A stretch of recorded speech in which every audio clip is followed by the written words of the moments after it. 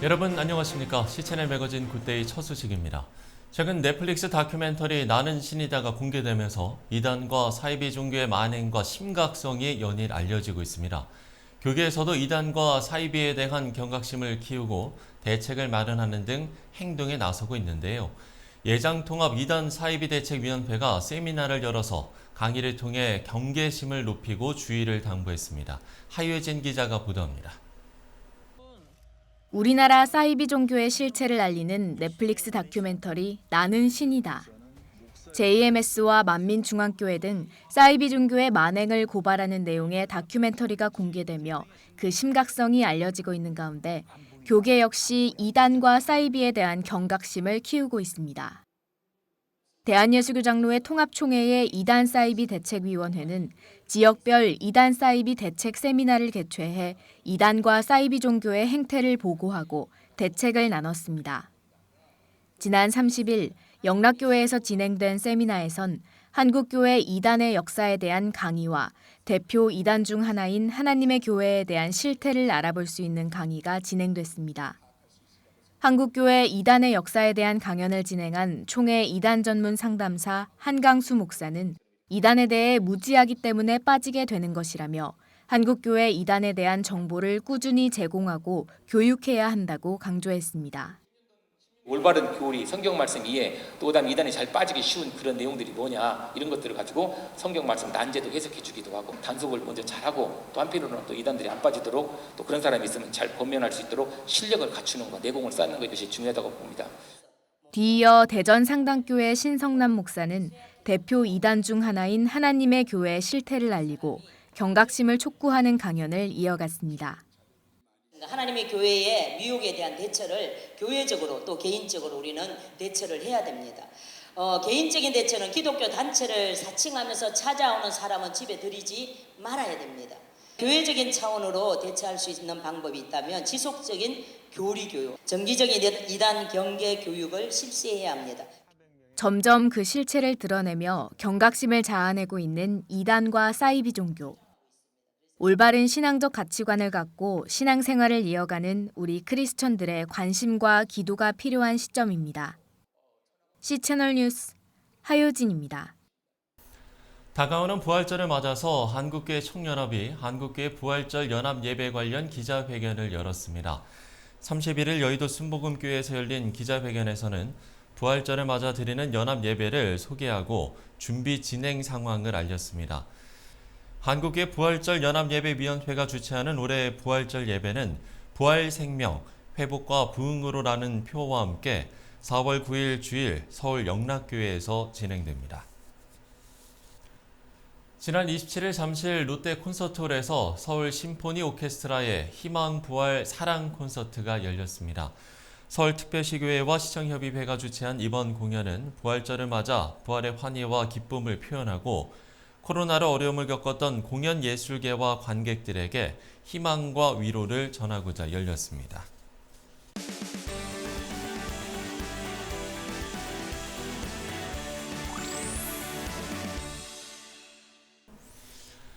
네, 꽃이 피기 시작한 요즘은 상춘객들의 발걸음이 가장 바빠지는 때입니다. 마스크도 벗고 몇 년 만에 제대로 된 봄을 느껴보고 싶은 분들이 계시다면 순천 여행은 어떠실까요? 네, 전라남도 순천의 수석박물관이 문을 열었는데요. 박병선 관장 모시고 자세한 이야기 들어보도록 하겠습니다. 관장님 안녕하십니까? 네, 안녕하세요. 네, 자 순천 세계 수석박물관 생소하게 느끼신 분들도 좀 계실 것 같아요. 먼저 소개를 부탁드릴게요. 3만 평 규모의 30개 테마를 만들어놨는데 네네. 올 4월 달부터 개장을 하려고 했는데 장애인 시절 때문에 좀 늦춰져서 4월 말경이나 개장이 될까 생각하고 있습니다. 수석박물관에 금병, 천여병에 12테마를 만들어놨고 그 다음에 밖에는 18개 테마, 그래서 총 안팎으로 안과 밖에 네네. 볼거리를 제공하고 또 수석의 하나님의 작품을 선보기 위해서 30개 테마로 구성되어 있습니다. 사실 이제 관장님은 시청자분들에게는 진돗개 전도왕 박병선 장로님으로 더 익숙한 분이시잖아요. 주변의 친구들이나 지인들이 네. 동네 마을 분들이 이제 저랑 함께 생활하면서 지켜보면서 별명이 진돗개란 별명이 붙었어요. 전도 방법도 모르면서 그냥 끝장을 봐본 게 그냥 가고 또 가고 가고 또 가고 그냥 그러다 보니까 소문에 병석이가 교회 나오면 교회 가자고 오면은 그냥 가보라 그게 편하다. 교회 나올 때까지 시달림을 괴로움을 당하니까 그냥 가본다 해보라 가본다 그게 현명한 방법이다 소문날 정도로. 예. 그런데 이제 어떻게 하다가 수석 박물관을 또 만드실 생각을 하게 되셨을까? 이 점도 궁금하네요. 네. 여호수아 24장 27절 말씀을 읽었어요. 제가 십독을 했거든요. 1년 만에 성경을. 그래서 보니까 모든 백성은 이르래 보라. 이 돌이 우리에게 증거가 되리니 이는 여호와께서 하신 모든 말씀을 이 돌이 들었음이니라. 그런즉 너희가 너희 하나님을 부인하지 못하도록 이 돌이 하나님의 말씀을 전하는 증거가 되라.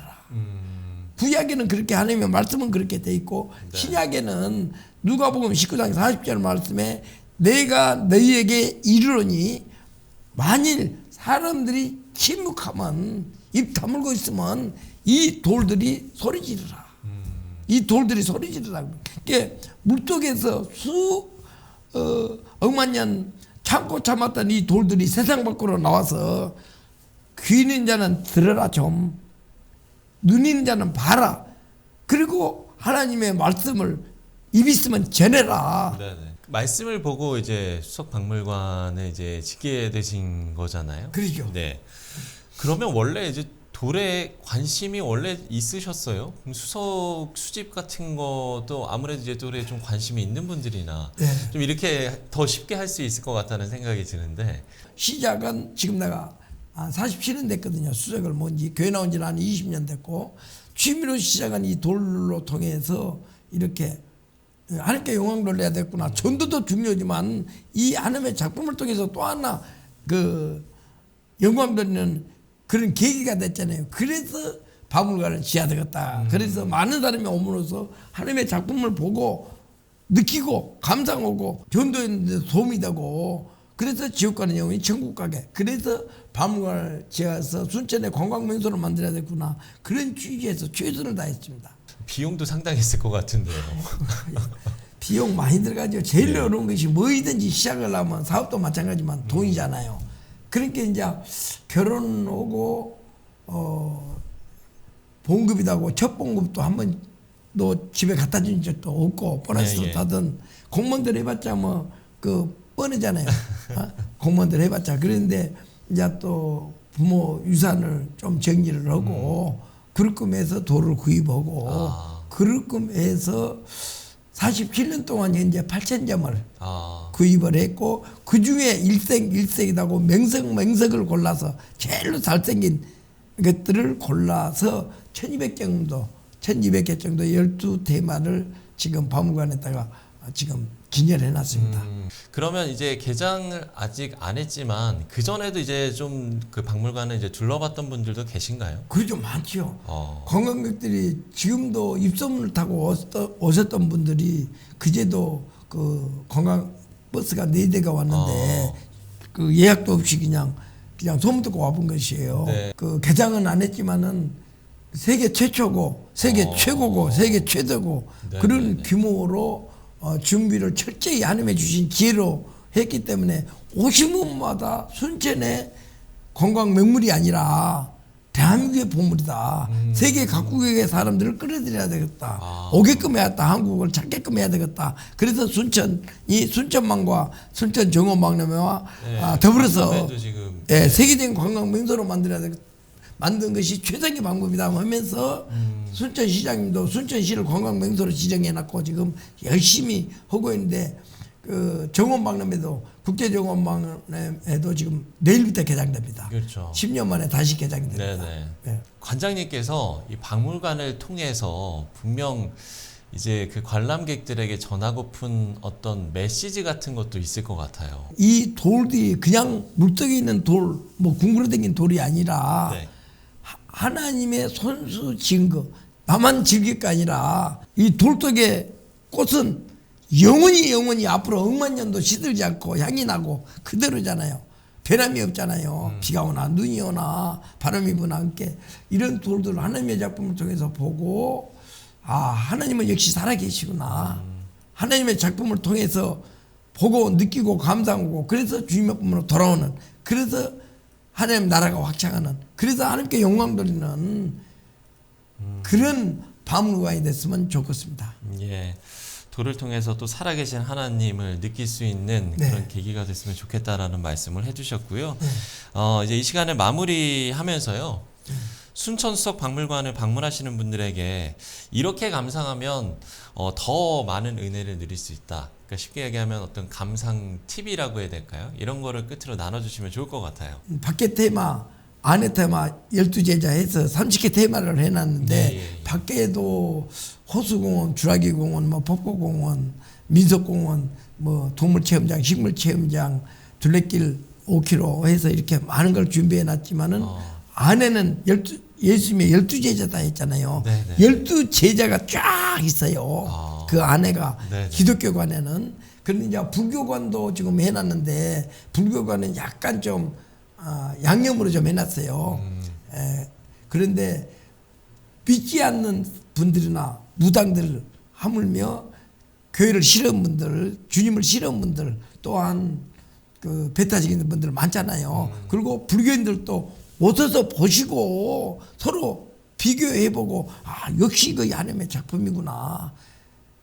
그래서 정말 감동을 받고 또 하나님의 살아계심을 보고 주님의 품으로 돌아오는 그런 기적 같은 기적이 순천에서 일어났으면 그래서 하나님 나라가 확장되고 교회가 빈자리가 없이 막 가득가득 채워주고 천국 가서 우리가 만납시다 하는 그런 축제의 장이 관광 명소가 되었으면 합니다. 예, 누구에게나 열려 있다라는 점도 말씀을 해주셨습니다.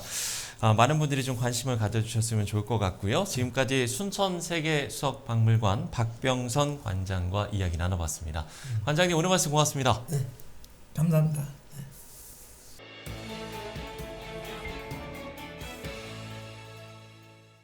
네, 3월이 마무리되고 이제 4월입니다. 올해 1분기가 이렇게 지나는데요. 예년보다 개화 시기를 앞당긴 봄꽃들처럼 밝고 좋은 일들도 서둘러서 찾아오는 시간이었으면 좋겠습니다. 실천을 매거진 굿데이 오늘 순서는 여기까지입니다. 시청해주신 여러분 고맙습니다.